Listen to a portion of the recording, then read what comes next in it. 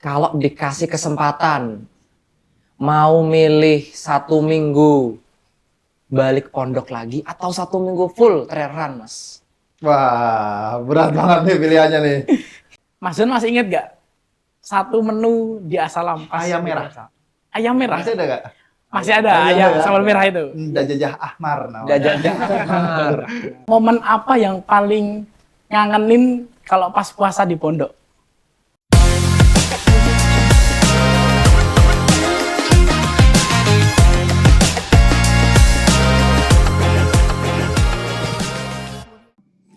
Bismillahirrahmanirrahim. Assalamualaikum warahmatullahi wabarakatuh.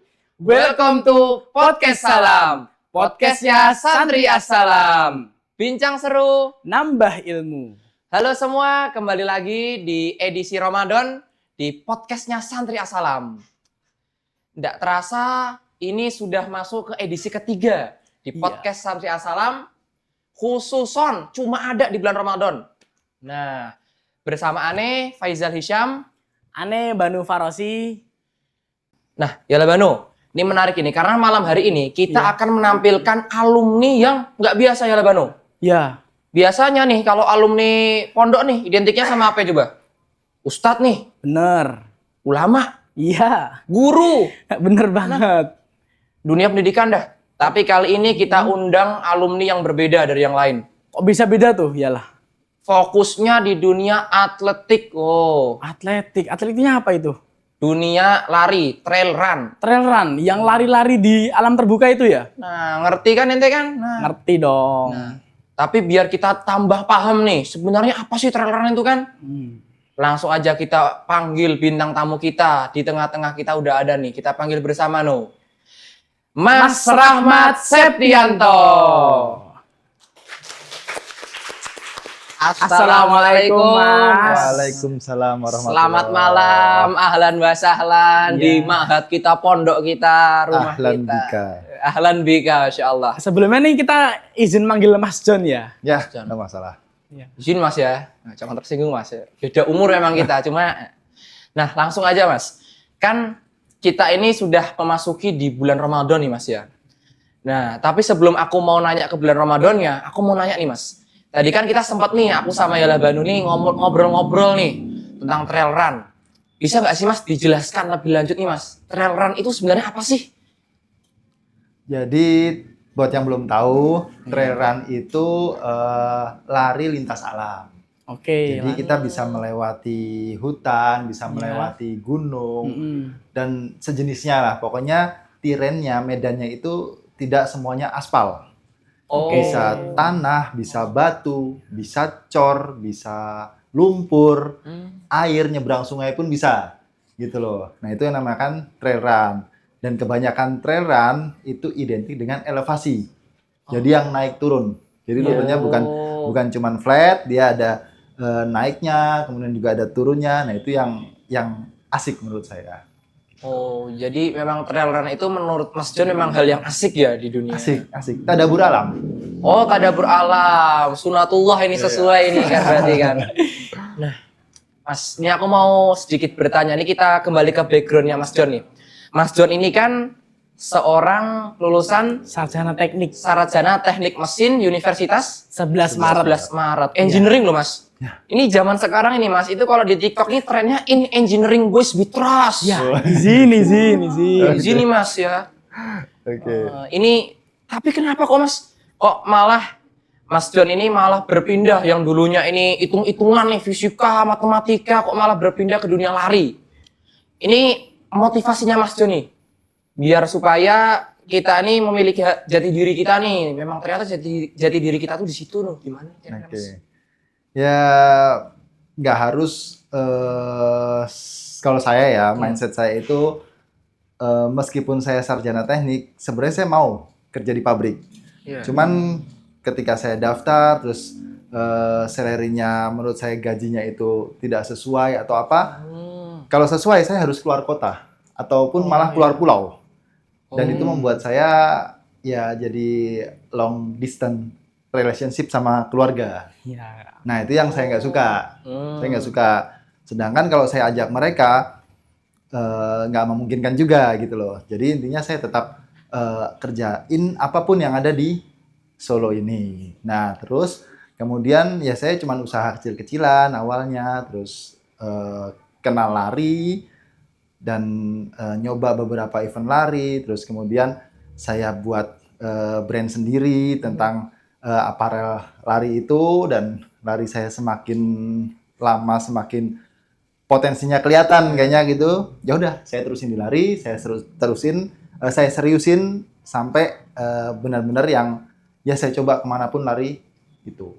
Tapi dulu pas Mas John pertama kali nyoba lari itu pas apa? Kok bisa sampai kepikiran, wah aku bisa nih di trail run? Pertama kali itu saya nggak sengaja ada buka di explore-nya Instagram, Ya. Oke. ada lomba maraton, ya kan? Kepencet nggak sengaja. Oh, apaan nih? Lari 40 kilo gitu kan? Kan itu yang 40 kilo, saya 3 kilo aja kayak sambil jalan gitu loh. Tapi ya dari situ saya langsung mau nyoba besoknya. Oh, Saya iya. coba karena mungkin basic saya ada olahraga, jadi dari SD tuh udah senang olahraga. Jangan kan SD lah, mungkin masih TK pun saya udah diajak olahraga sama bapak saya. SD, SMP, SMA, kuliah itu sudah banyak olahraganya. Kasarnya ya dari sepak bola, futsal, basket, taekwondo di sini. Terus kemudian skateboard juga ada. Nah itu saya jadi suka. Ya lari itu udah hal biasa sebenarnya. Ya. Cuman untuk jarak yang 2 kilo, 3 kilo gitu aja. Ya, ya. Nah, terus saya coba nih. Saya muter 5 kilo, saya lari tapi nggak berhenti sama sekali. Dan nggak jalan sama sekali. Meskipun itu pace-nya pelan, meskipun itu cuma jogging santai, tapi saya niatkan 5 kilo ini nggak berhenti. Saya nggak punya jam. Saya ngukurnya pakai apa? Kira-kira. Pakai speedometer motor. Wah, Nggak, pakai speedometer motor. gimana tuh Mas Caranya ngukurnya Ya saya tuh? ukur dari rumah dong. Ya kan, dari rumah nih. Keluar rumah, Ya. speedonya berapa? Ya kan? Di Ya. angka berapa? Ya udah saya muter sampai sana. Gampangnya 2,5 kilo aja deh. Nanti saya tinggal balik lagi. Udah berarti 2,5 kilo di sana. Kok saya balik lagi ya tinggal 5 kilo. Entengnya begitu aja. Ya kan? Ya. Dulu saya belum install Strava dan sejenisnya. Iya. Ya. Dulu masihnya pakainya Indomondo kalau nggak salah. Nah itu terus, yaudah itu awal banget. Awal banget di situ saya baru kenal lari itu, dan ada beberapa lomba kayak color run di UNS, saya daftar. Oke. Dan selanjutnya saya ketagihan. Jadi memang belum ada kepikiran ya dulu Mas ketika kuliah itu mau jadi atlet. Nggak ada. Yang kepikiran waktu kuliah, saya sebagai sarjana teknik mesin, ya jadi engineer. Tuh. Mekanik lah paling nggak gitu loh. Oke, ini menarik ini No. Karena mungkin jarang banget ya aku menemukan ada seorang engineer yang berubah ke atlet, ini beneran jarang. Ada nggak sih Mas pesan dan kesannya selama Mas John di Asalam yang sampai ke dunia atletik tuh masih ada? Kan di Asalam ini kita selalu diajarkan disiplinan loh. Ya, benar. Kita diajarkan disiplinan, sholat subuh pagi, tahajud, puasa Senin Kemis. Kalau masalah kepikiran dari di Asalam itu mau jadi lari atau pelari atau sejenisnya itu jelas nggak ada. Iya. Karena setiap olahraga yang saya ikutin, Iya. kayak basket atau sejenisnya itu pasti ada latihan fisik. Ada nggak? Jadi satu hari dia khusus latihan fisik, lari, terus berbagai macam latihannya itu yang paling saya hindari. Jadi saya pengennya latihan itu game. Ya kan, maksudnya Oke. langsung ke sana datang game Iya. gitu loh. Jadi kalau lari itu udah paling malas sebenarnya dulu, Ya. gitu loh. Tapi dari pengalaman saya selama di pondok ini, jadi saya kebiasaan untuk bangun paginya, terus disiplinnya, kemudian ya semuanya itu saya bisa terapkan keseharian saya di dunia lari ini, gitu.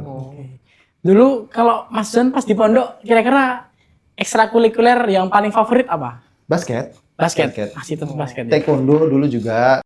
Jadi olahraga Ya. yang rutin saya di Asalam itu yang paling sering tetap basket. Tapi dulu Mas John suka nggak kegiatan muadoroh di Asalam ini? Ya. Muhadharah di Asalam itu kan dulu 3 bahasa. Iya, Ya, tiga tiga bahasa. bahasa. Masih kan sekarang? Atau Masih. sekarang tambah 4? Oh, belum. Mungkin besok. Tiga aja masih Tiga pusing, bahasa. kita Mas tambah 4. Ada bahasa Indonesia, bahasa Inggris sama bahasa Arab. Arab, ya kan? Nah, karena di luar kan nggak mungkin saya bahasa Inggris Iya. bahasa Arab kan. Yang Iya. sering saya pakai itu muqaddimahnya. Ya, Jadi pembukaannya aja. Bisa Kayak, dipraktekin nggak nih Mas? ya, Mungkin. ya Bisa, Mas. alhamdulillahirabbil alamin, nahmaduhu wa nasta'inuhu wa nastaghfiruh wa na'udzubillahi min syururi anfusina wa min sayyiati a'malina may yahdihillahu fala mudhillalah wa may yudhlilhu fala hadiyalah. Oh, masih Masih dipakai. isi ceramah berarti Mas ya, sering. Kalau ngisi ceramah saya lebih ke ada tugas dari Bapak itu disuruh ngisi sholat Jumat. Masya Allah. Kadang disuruh ngisi sholat Jumat di musola rumah dekat rumah. Terus kemudian untuk jadwal Ramadan juga biasanya ada untuk kultum habis subuh itu juga dapat jadwalnya. Ya meskipun saya bilang Pak emang saya pantas itu nggak apa-apa. Udah. Ya udah akhirnya Bapak pantas. Yang penting apa namanya tampil dulu gitu. Ya udah oke. Gitu. Oh. Jadi itu semua ilmu di As-Salam itu kepake Mas ya? memang? Pakai. Di masa yang akan mendatang itu kan banyak nih sekarang bilang, ngapain sih belajar ini. Ya. Padahal banyak hal yang akan terpakai di masa depan karena ilmu itu ya Mas ya? Pasti kepake. Asalkan itu benar-benar yang positif, menurut saya jelas kepake banget.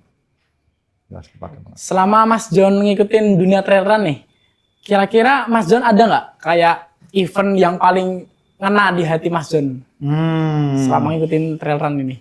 Sebenarnya hampir semua event ya, karena kalau trail run itu benar-benar beda karena kita di setiap daerah, di setiap trail run itu kebanyakan dia kalau nggak di satu hutan, kalau nggak satu gunung. Jadi misal ada di Bromo, gunung satu gunung kan, kemudian ada di Rinjani, kemudian ada di Kintamani, kemudian ada di Gede Pangrango. Pokoknya kebanyakan di gunung-gunung. Nah itu pasti sudah berbeda semuanya. Dan suasana sekitar situ pun juga beda. Oh gitu iya paham. Jadi memang setiap event, setiap race itu punya ceritanya sendiri-sendiri sih. Ya, jadi. Tapi yang paling berkesan buat saya itu waktu saya bikin sama Sik Sorogo Jateng Great Trail. Pernah dengar? Yang rekor muri itu? Iya. Nah, yang di situ itu benar-benar saya yang teringat banget. Banyak pengalaman di situ, banyak cerita di situ. Karena memang perjalanan yang luar biasa, 500 kilo.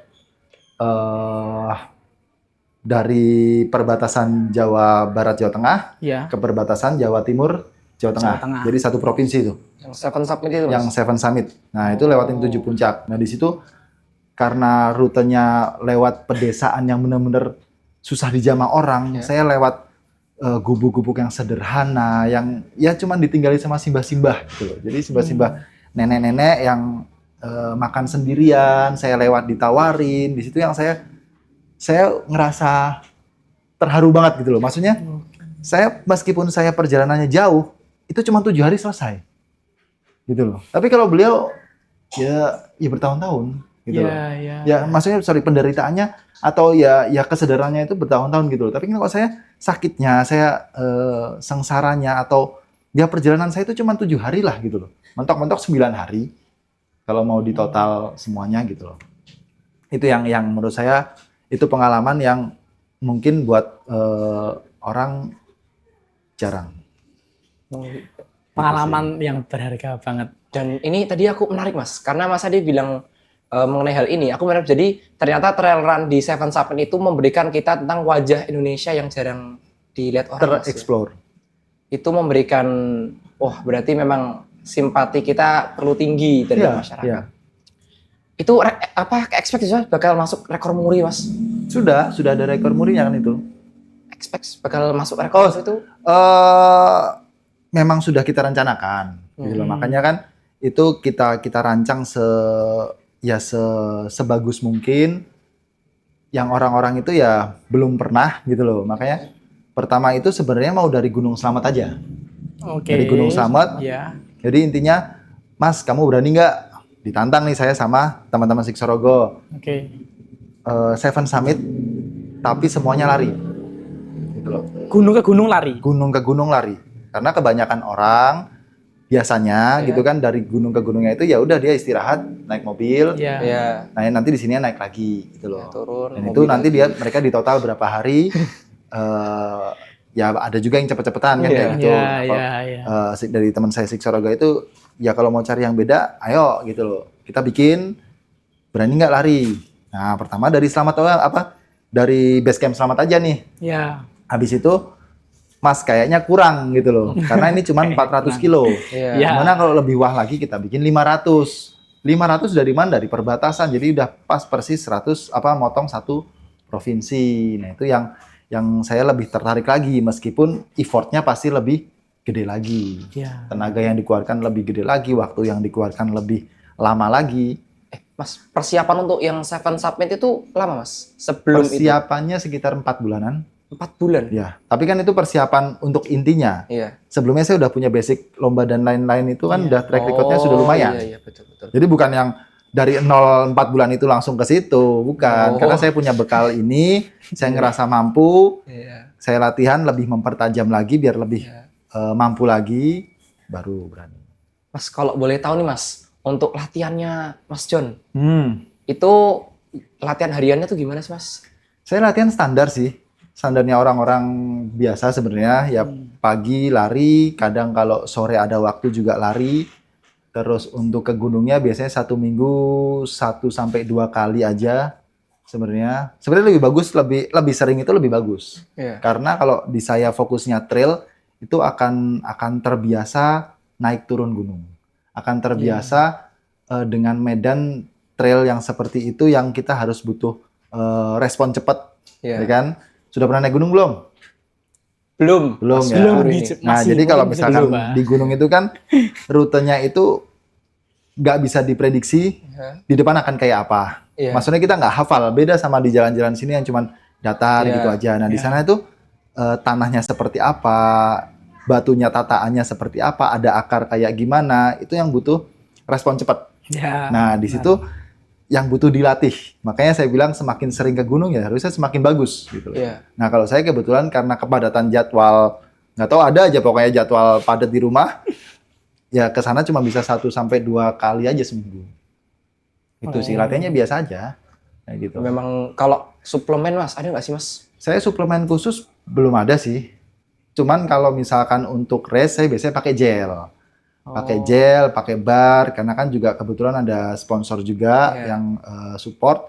Jadi saya biasanya lebih sering pakai di race. Latihan Oh. beberapa kali untuk penyesuaian aja nih. Saya cocok pakai ini, cocok pakai itu. Terus habis itu untuk memaksimalkannya di race-nya. Gitu. Oke. Mas, ini saya boleh nanya nggak, Mas? Ya boleh dong. Iya kan, podcast agak boleh nanya. Ini Mas, keuntungan nih, benefit dah yang Mas John dapatkan selama berkarir di dunia atletik, Mas? Banyak banget. Khususnya di trail ini ya. Iya. Jadi kalau kalau dari sehat, ya udah itu Iya. bonus banget sih. Maksudnya sudah Jelas lah. harusnya ya Ya. kalau misalkan kita diimbangi dengan makanan yang bagus, terus kemudian istirahat yang cukup, Iya. itu insya Allah sehatnya dapat. Kemudian selain itu kenal orang banyak, banyak Iya. orang kenal. Jadi jarang ya yang tadinya cuma di rumah aja interaksi sama tetangga kanan kiri aja, itu akan kenal dengan orang se-Indonesia. Bahkan orang luar negeri pun jadi kenal gitu loh. Karena race itu satu event yang menarik dari semua kalangan.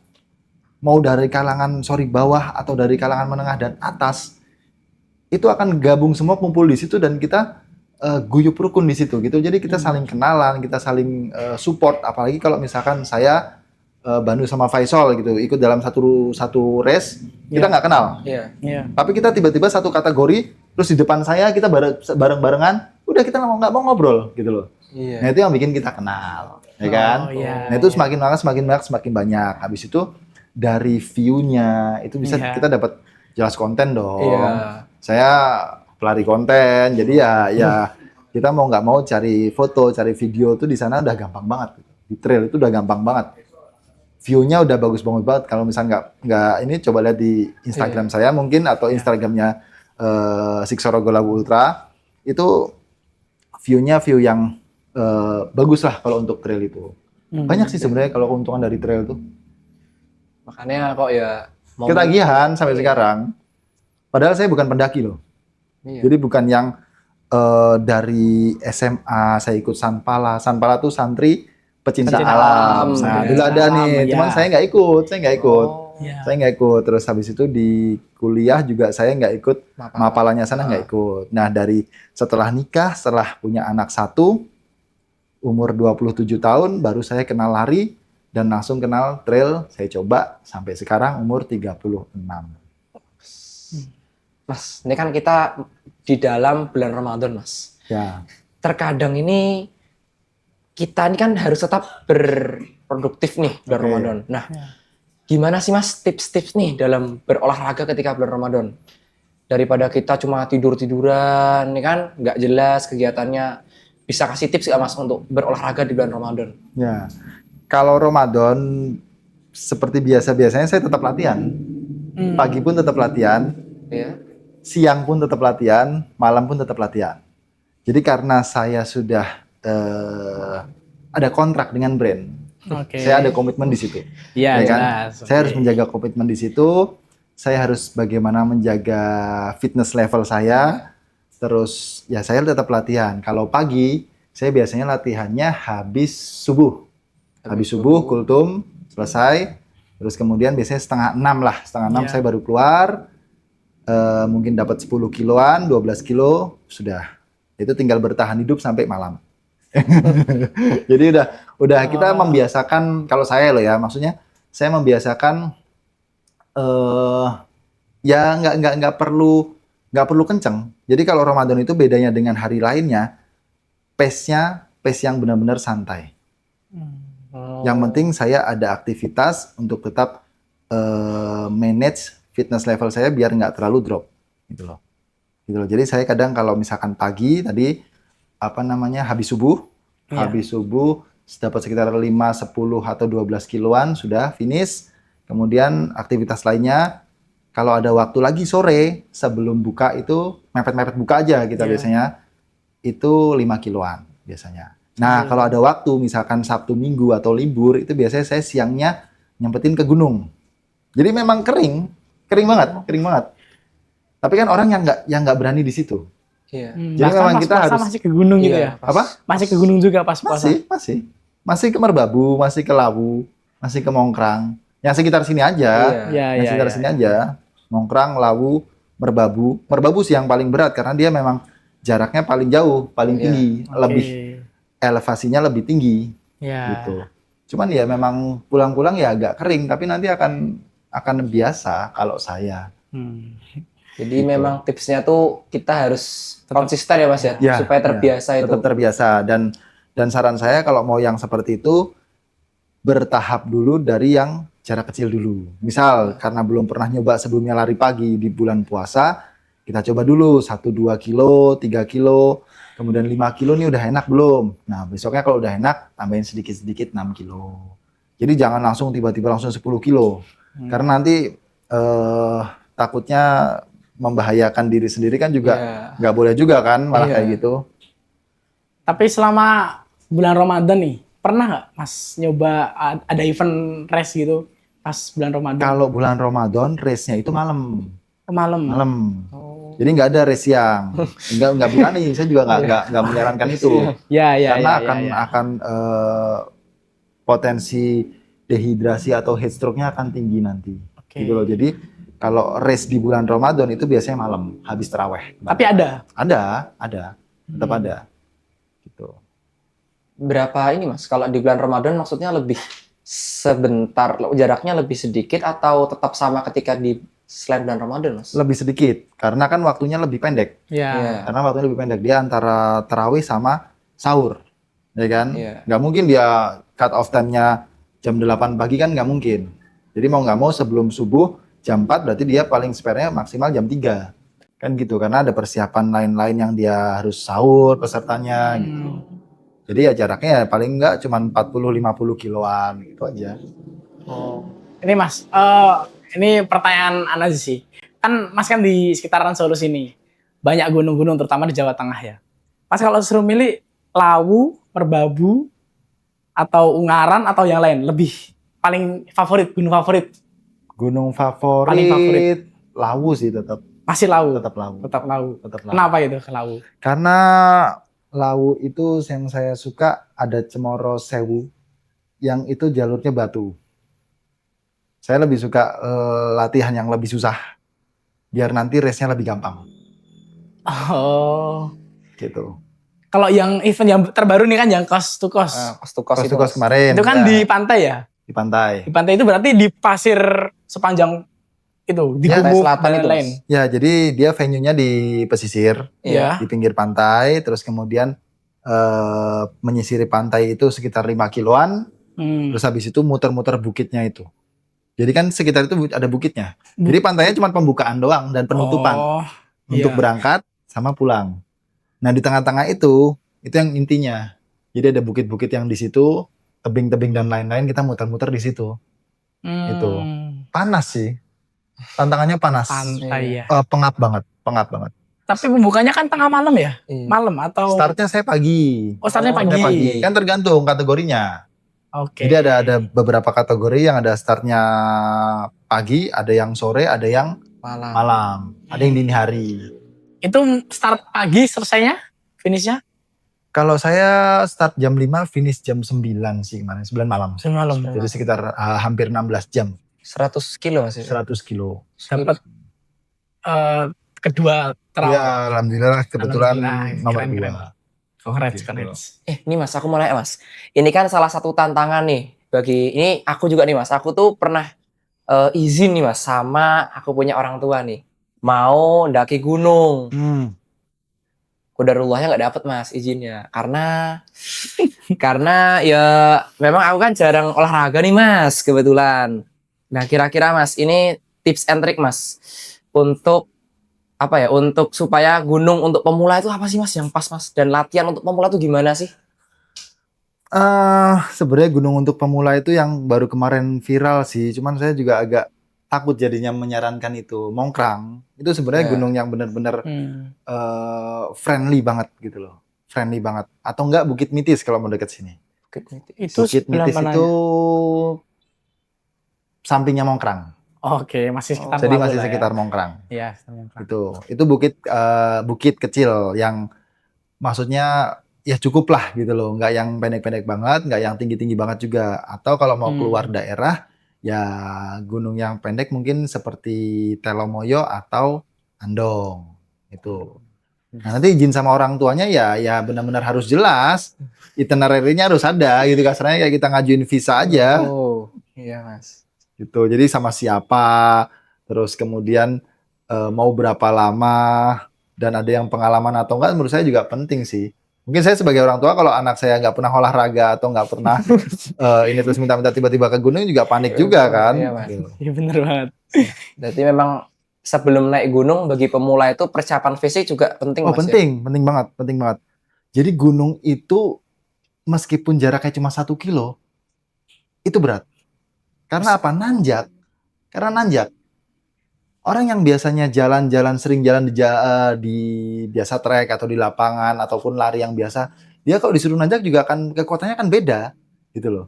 Apalagi orang yang nggak pernah. Iya, Gitu. iya. Jadi kasarnya gini, saya naik turun Gunung Lawu 2,5 jam. Jadi 1,40 sampai atas, kemudian turun ya paling nggak 2,5 jam lah sampai bawah. Iya. Iya. Jaraknya sekitar 11 kilo, elevasinya 1.300. Terus orang-orang banyak yang bilang, oh jaraknya cuma segitu mas. Iya tapi EG-nya segini, agak lumayan gitu kan. Akhirnya besoknya dia nyoba. Ada yang bolak-balik, ada yang naiknya cuma 7 jam, ada yang naiknya cuma 8 jam. Ada yang cuma naik 8 jam maksudnya. Iya. Jadi naiknya jadi 8 jam, belum turunnya gitu loh. Jadi ya jangan dilihat siapanya, tapi Iya. yang dinaikin apanya dulu gitu loh. Dan harus dipersiapkan, oh ya fisikku harus kuat dulu gitu loh. Makanya saya juga sering edukasi, saya kayak gini, posting begini ya karena saya sudah biasa, naik ke sini udah biasa, saya latihan konsisten dan lain-lain. Teman-teman saya yang kayak gitu juga sama mereka juga latihan konsisten, sering naik gunung juga dan Iya. lain-lain. Tapi beda dengan orang yang belum pernah sama sekali, dia baru mau nyoba tektokan gitu kan. Sorry yang FOMO dan lain-lain. Iya, Sebenarnya iya. bagus FOMO. FOMO untuk kesehatan ini, untuk olahraga. Cuman kalau mereka nggak mikir kesehatan mereka sendiri, keselamatan mereka sendiri, ini yang bahaya. Gitu loh. Mereka maksain naik tektok Lawu, kemudian naik turun 12 jam atau sampai atas karena ada badai hipotermia, jadi harus dievakuasi. Itu yang merepotkan dan membahayakan dia sendiri juga. Oh, Tuh dengerin Nyala Faisal. ente juga. Ini berdua memang belum pernah naik gunung, Mas. Ya, Jujur ya. makanya saya sarankan kalau misalnya mau naik gunung, jangan gunung dulu, bukit dulu. Bukit Bukit dulu. dulu. Kalau mau dekat, yang sini ada Kali Talang lebih oke sih. Kali Talang, kemudian Deles, kemarin saya pernah ke sana, sama Klangon juga oke. Kalau mau yang di arah Tawangmangu tuh ada Mitis sama Mongkrang. Iya, iya, iya. Sebentar, Mas. Berarti kan memang zaman sekarang kan banyak orang-orang nih, kita bilang FOMO, Mas. Ya. Itu banyak FOMO terus pakai modelan Strava segala macam biar kelihatan ini, Mas. Terus kasih kacamata itu kan, Iya. kacamata culture. Kacamata Iya. culture itu tuh banyak sekali, Mas, yang justru ujung-ujungnya bikin repot tim SAR itu, Mas. Itu banyak sekali. Itu bahkan di TikTok kan banyak sekali, Mas, pendaki-pendaki. Nah, itu tuh gimana sih, Mas, supaya kita tuh bisa istilahnya edukasi kita lah, Mas, supaya kita tidak ya agar terhindar lah dari hal seperti itu, dari FOMO-FOMO yang jelek-jelek kayak gitu, Mas. Ya, sebenarnya saya bilang FOMO olahraga itu bagus. Ya. FOMO olahraga itu bagus asalkan persiapan kita juga matang. Dari persiapan fisik, kemudian mandatori itu kayak gear-gear yang kita pakai Oh, ya, maksudnya iya, mandatory iya. gear, jaket, kemudian makanan, Iya. kemudian jas hujan karena juga mungkin musim hujan, headlamp, takutnya kalau benar-benar kemalaman dia sampai turunnya gelap, udah ada headlamp kan lebih bagus gitu kan. Iya. Terus ya itu tadi kayak makanan, orang yang banyak menyepelekan makanan dan minuman. Kasarannya gini, naik gunung itu buat yang pemula itu akan lama. Bisa ya tadi saya ya standarnya lah 7, 8, 9, 10 jam. Iya. Itu kan sama aja kayak kita makan siang dan sore hampir digabung. Asalnya gitu. Berarti kalau misalkan kita mau startnya pagi, kita udah makan dulu. Ya kan? Nah, kita bawa bekal ya untuk makan siang dan makan malam, anggap aja gitu, makan sore lah. Karena dan itu orang standar yang nggak aktivitas apapun, dia harus makan siang juga kan. Iya. Masa yang naik gunung nggak makan siang, malah nggak bawa. Ini kan yang malah kebalik kan, kadang gitu. Iya, iya, betul. Jadi karena aktivitasnya malah lebih berat, kadang mereka malah menyepelekan si bekal ini gitu loh. Padahal itu yang paling penting. Makanya pas naik itu ya bekalnya benar-benar harus cukup, terutama minum kalau menurut saya.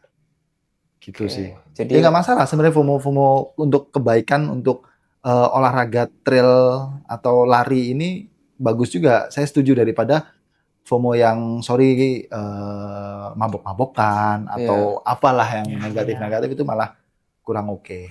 Oke, jadi memang ini nggak salah loh kita hari ini ngundang narasumber ini biar FOMO-nya tuh benar FOMO naik gunung gitu loh.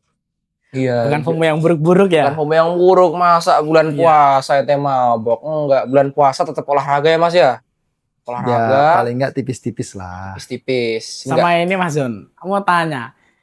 Setiap aku lihat story Mas John ini kan mesti yang bareng foto tuh mesti posnya gini-gini nih. Ah. Gini semua.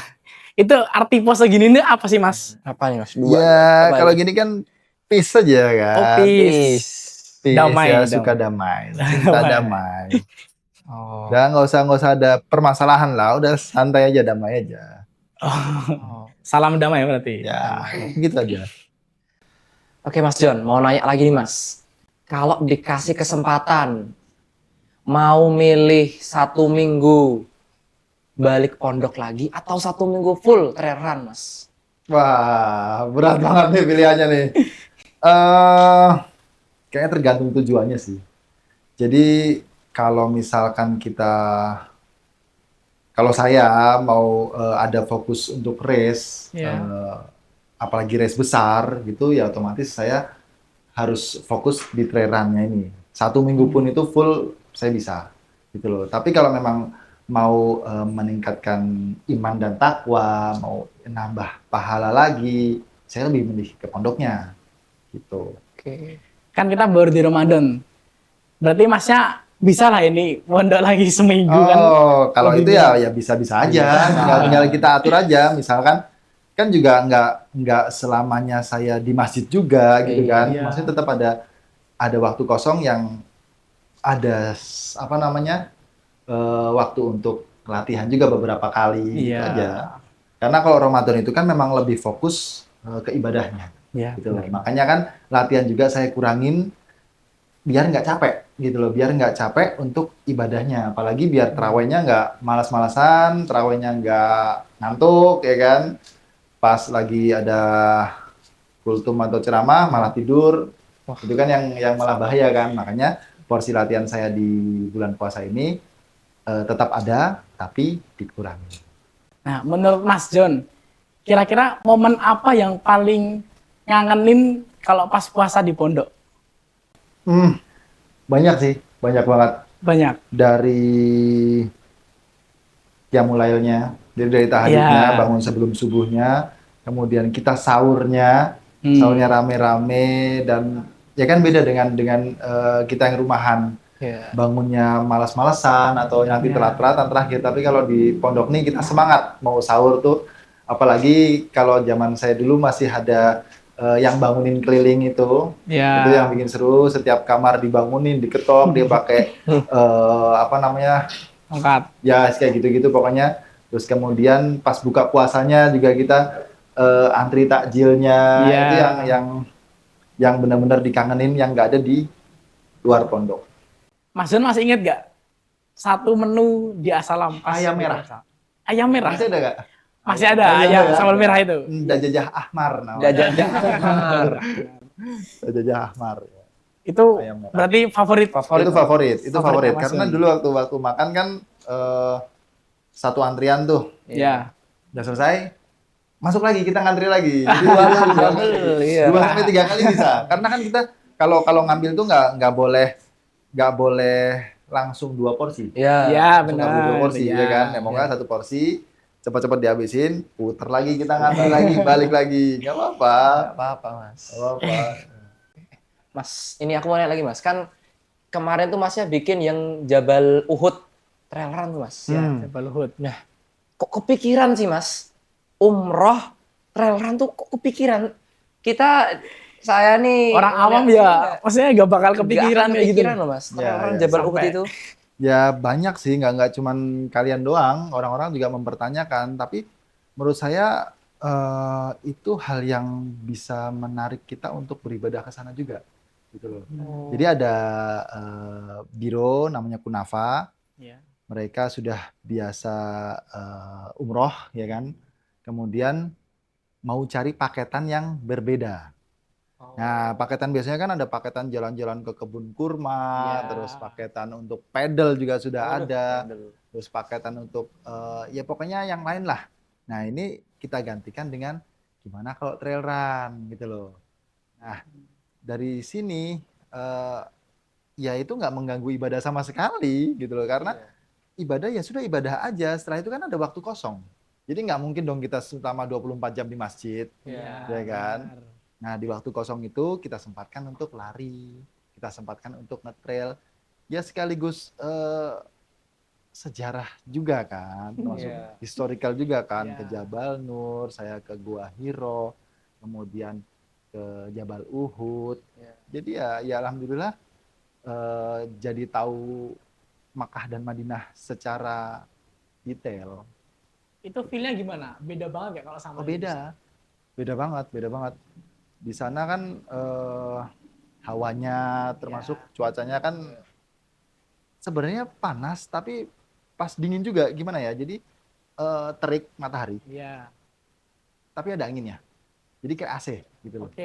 Berarti kering, suasananya kering. Iya gitu, tapi tetap dingin. Jadi nggak yang Iya. yang ini banget gitu loh. Udah ya oke-oke aja sih sebenarnya. Cuman memang view-nya kan tetap beda dengan di Indonesia. Di sana lebih terbuka, yang jarang pohon sih, ya kan? Oh iya, betul. Ya kebanyakan batu. Itu dari startnya mana sampai ke mana? pas di Arab itu? Saya itu di Mekah Madinah itu total 6-7 harian dan saya setiap hari lari. Oh, Setiap hari lari.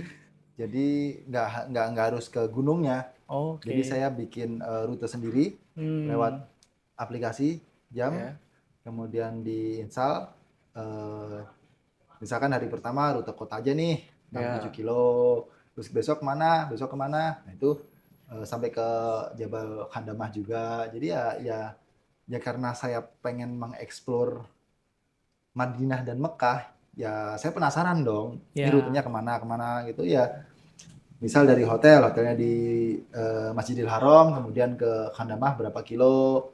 Oke, 6 kilo ada yang mau ikut nggak? Ada mas, aku mau ikut mas. Ayo mas, jamaahnya. Yaudah ayo kita bareng gitu. Kemudian, ini besok kita mau dari hotel Haram ke Jabal Nur. Nanti di sana tinggal dijemput pakai mobil gitu. Siapa yang mau ikut? Semuanya mau ikut. Ya udah ayo gitu. Jadi ya kita nikmatin aja masa-masa kosong di sana gitu loh. Kan pasti daripada kita ke mall terus, ya kan belanja ke Zam-Zam Tower terus dan lain-lain atau cuman ke kebun kurma yang ya begitu aja, ya kita gantikan dengan ini lari ini yang lebih menurut saya lebih manfaat gitu loh. Oke mas, berarti dan itu bukan pengalaman masnya pertama trail run di luar negeri ya mas ya, karena ada Thor juga kan yang itu Thor yang menarik banget sampai lebih dari 24.000 elevasi ya. Itu berarti kalau sama pesawat kayaknya kurang lebih itu. Kalau pesawat naik 24.000 elevasi brutal banget. Itu di mana itu? Itu Thor itu di Itali. Di Itali. Di Itali jaraknya 330 kilo. 330 kilo. Elevasi gainnya itu 25.000 dapat di jam saya. Terus waktu tempuhnya 119 jam. Wah, 119 jam. Pokoknya sub 120. Di bawah 120 jam. Itu finish jadi keberapa? Oh, kalau finish keberapanya saya nggak memperhitungkan itu. Oh, yang penting karena memang itu kelas dunia dan saya sadar diri gitu loh. Latihan saya nggak sehebat mereka, nggak sekonsisten mereka. Saya ngerasa konsisten, tapi mereka lebih konsisten, kasarnya gitu. Ya. Meskipun mereka orang tua, umurnya di atas saya, misalkan 50, 55 atau 60 tahun di atasnya pun ada, mereka bisa lebih kuat daripada saya. Karena memang dari mudanya mereka sudah sering hiking. Gitu loh. Nah, saya mulai hiking umur 27. Gitu. Jadi dari startnya saja sudah kalah. Kemudian gaya hidupnya, ya kan mereka yang kesehariannya mungkin jalan. Terus ini kan ke minimarket aja naik motor, ya kan? Ke masjid aja naik motor, gitu kan? Ya tetap beda. Makanya saya sadar diri, saya nggak mempermasalahkan ranking berapa di sana. Yang mempermasalahkan, yang penting saya bisa selesai di sana. Saya punya kenangan yang bagus di sana. Oke. Berarti ini tips juga nih mas untuk kita supaya tetap sehat sampai masa tua kita, itu pola hidup mas, itu penting sekali. Pola hidup penting. Kita nggak bisa ngomong wah aman kok sekarang, tapi 5-10 tahun kita nggak tahu akan seperti apa. Makanya tetap harus dipersiapkan dari sekarang sih. Gitu. Pola hidup saya sebelum kenal lari berantakan. Jujur berantakan, maksudnya dari makannya saya nggak terlalu tertata, kemudian istirahatnya juga nggak tertata. Tapi setelah kenal lari, sayang kalau nggak ditata. Paham nggak maksudnya saya nggak ditata? Saya udah capek lari, tapi saya masukin terlalu berantakan, istirahat saya terlalu berantakan, itu yang kayak ngerasa nanti percuma saya capek-capek gitu loh. Makanya ya ditata pelan-pelan dan ya biar bisa lebih enak lagi. Oke mas, ini pesan deh mas untuk teman-teman santri-santri di As-Salam ini. Kan pada banyak nih yang mungkin nanti di perpulangan mau hiking, mau naik gunung kan. Kan dulu itu salah satu trennya itu adalah hiking tapi via Roblox mas, mungkin mas tahu. Itu banyak banget mas. Bahkan udahlah buat hikingnya di Roblox, dibuat JJ lagi mas, banyak gitu mas. Ini karena santri As-Salam juga pengen nih naik gunung. Itu kesannya mas, pesan dan kesan untuk santri As-Salam yang perpulangan mau naik gunung. Ya pasti zaman sekarang pada pengen sih naik gunung. Terutama yang nggak pernah kan, karena di pondok itu kan kita keluarnya hanya hari Minggu ya, satu hari ya sekarang ya. Satu hari, terus ya nggak mungkin kalau satu hari gitu ke gunung kan. Otomatis waktu libur panjang, santri-santri ini pengen ke gunung. Nah, kalau pesan saya, ya olahraga dulu dari sekarang. Karena intinya naik gunung itu fisik, benar-benar fisik. Masalah uang ya ada, cuman lebih penting ke fisik gitu loh. Fisiknya disiapin dulu, dan jangan pilih gunung yang tinggi. Jangan pilih gunung yang tinggi dulu kalau tidak ada basic pendaki. Kalau ada basic, nggak ada pengalaman untuk hiking. Cari gunung yang pendek dulu, kalau bisa gunung di bawah 2000-an atau di bawah 2500. Ya, kalau gunung 3000 ke atas, Lawu, Merbabu, apalagi Slamet, itu resikonya tinggi. Resikonya tinggi. Kita nggak bisa nebak cuaca di atas. Saya sering race, di bawahnya masih cerah. Sampai pos 3, hujan, sampai atas badai. Jadi benar-benar yang badai, petir saya harus berhenti. Saya berhenti dulu di pos gitu loh. Nunggu itu reda, baru saya lanjut lagi. Ada yang kayak gitu. Adapun di bawah hujan deras dan lain-lain, sampai atas cerah gitu loh. Jadi memang nggak bisa diprediksi. Makanya semua harus dipersiapkan dengan matang. Baik itu fisik ataupun gear-nya. Kemudian tadi snack-nya, ya makanannya, bekalnya, makanan dan minuman, logistiknya. Itu yang penting.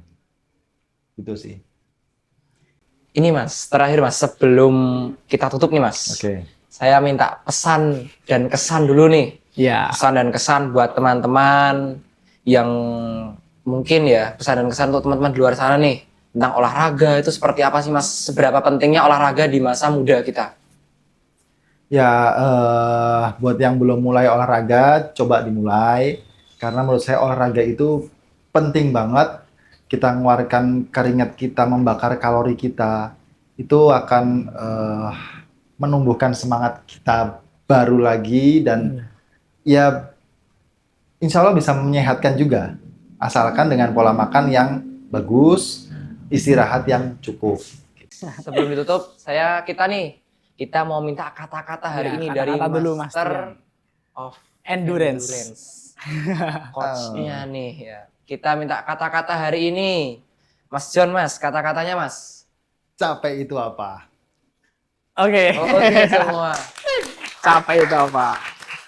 Kesimpulannya nih ya Banu, yang bisa kita dapetin banyak banget nih. Termasuk aneh nih Mas. Berarti mulai besok aneh kalau mau naik gunung fisik harus kuat, harus sering-sering olahraga. Jangan jadi pendaki yang FOMO. Itu penting itu buat masa depan kita Mas ya. Dan mulai olahraga di masa dini kita. Oke semua, mungkin cukup sekian yang bisa kami sampaikan. Saya Faizal Hisham. Saya Banu Farosi. Podcast Salam, podcastnya Santri Assalam. Bincang seru, nambah ilmu. Wassalamualaikum warahmatullahi wabarakatuh.